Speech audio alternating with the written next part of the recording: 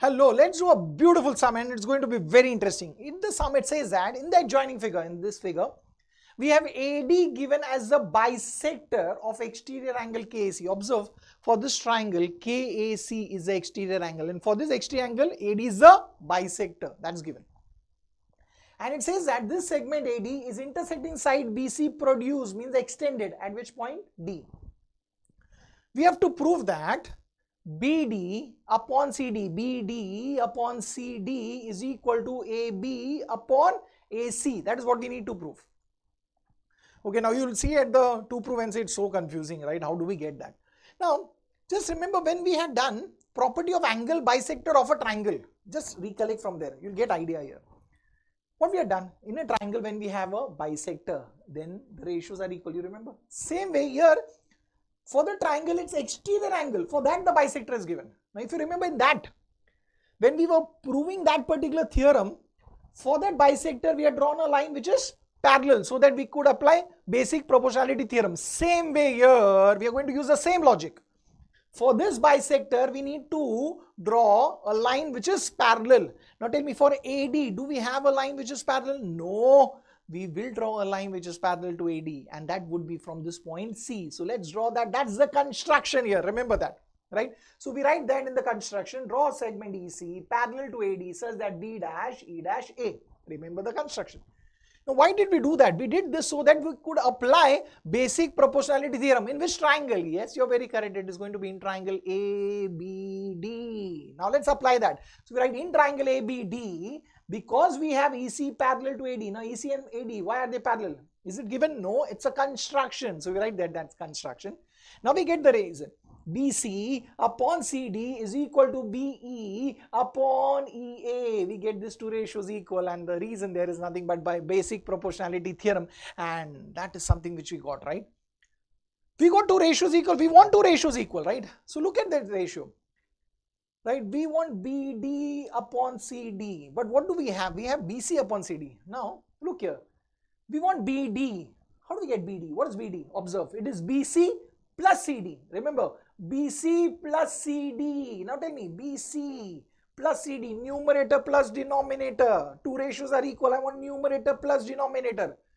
Tell me, how do we do that? Numerator plus denominator. Yes, you're correct. When ratios are equal, you can get this by componendo. So understood why are we doing this? So now we are going to apply componendo. So understand. So we write there BC plus CD, right? BC plus CD, in the denominator it is CD. On the right hand side it will be BE plus EA upon EA, and the reason is by componendo. Wasn't that easy? Understand why you do a step. That's more critical, right? So we did this. Now look at the numerator there on the left hand side. BC plus CD. What is that? BD. So we write BD upon CD equal to BE plus EA. What is that? It is equal to AB, and AB upon EA. We got it. Right? Wasn't that easy? And the reason here is nothing but between is B dash C dash D and B dash E dash A, and that is what we write. And that's our result number 1. Was that easy? Now look at what we got and look at what we want. We wanted BD upon CD. On the left hand side, have you got it? Yes, beautiful. Left hand side is done. Look at the right hand side. In the numerator, we want AB. We got AB here. In the denominator, we want AC. And what have we got? Right? We have got EA. Okay. That means you are saying that we don't want EA. We want AC. Now, EA, AC. We want AC instead of EA. That can only happen when they become equal. That means we are saying that somehow we should get EA and AC to be equal. Now tell me, EA and AC, do they belong to one triangle? Yes. And in a triangle, when do we get two sides to be equal? We know that in a triangle, we get two sides to be equal, provided we get it opposite angles to be equal. That means opposite angle of EA, that is C, and opposite angle of AC, that is this angle AEC, they should be equal. That's the hint, student. That means somehow we should get angle AEC equal to angle ACE. If we are getting that, we are getting the proof. And we can just substitute that. Isn't that easy? This is very interesting.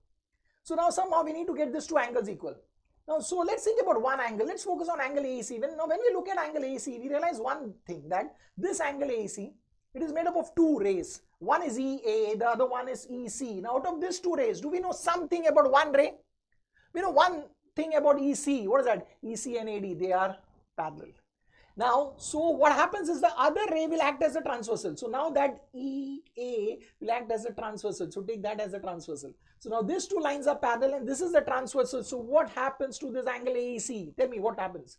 This angle AEC will be actually equal to angle KAD. Now why are they congruent? We know that they are congruent because what's the reason? Yes, you're very correct. That is nothing but corresponding angles theorem. Beautiful. And that's our result number 2. So what has happened is we got something about that angle AEC.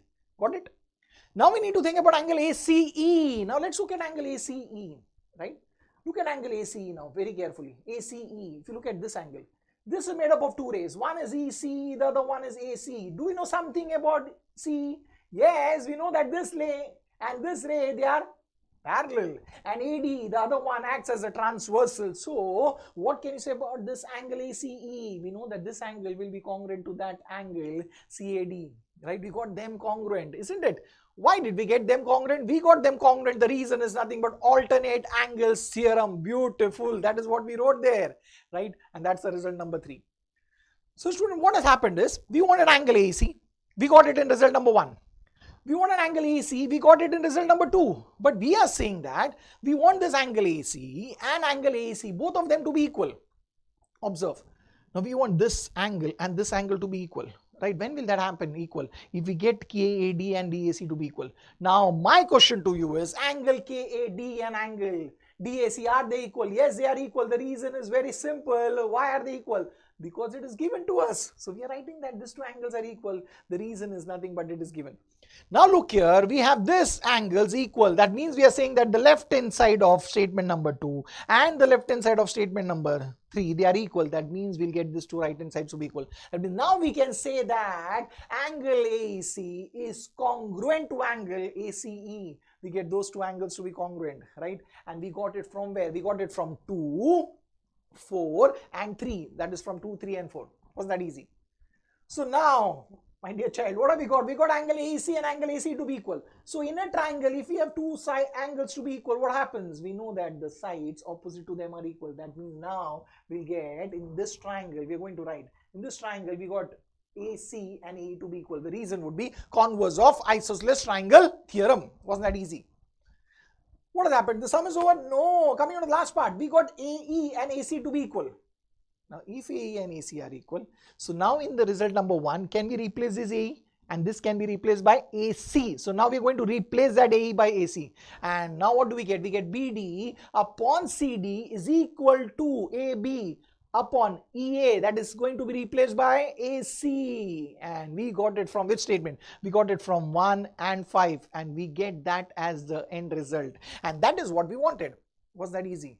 The most important part is the construction which we had done. Remember, like we do it, angle bisector of a triangle, same way we did here. Created a line which is parallel to that angle bisector. And then proceed by applying basic proportionality theorem. And then it follows. It's a very simple one. Beautiful sum, right?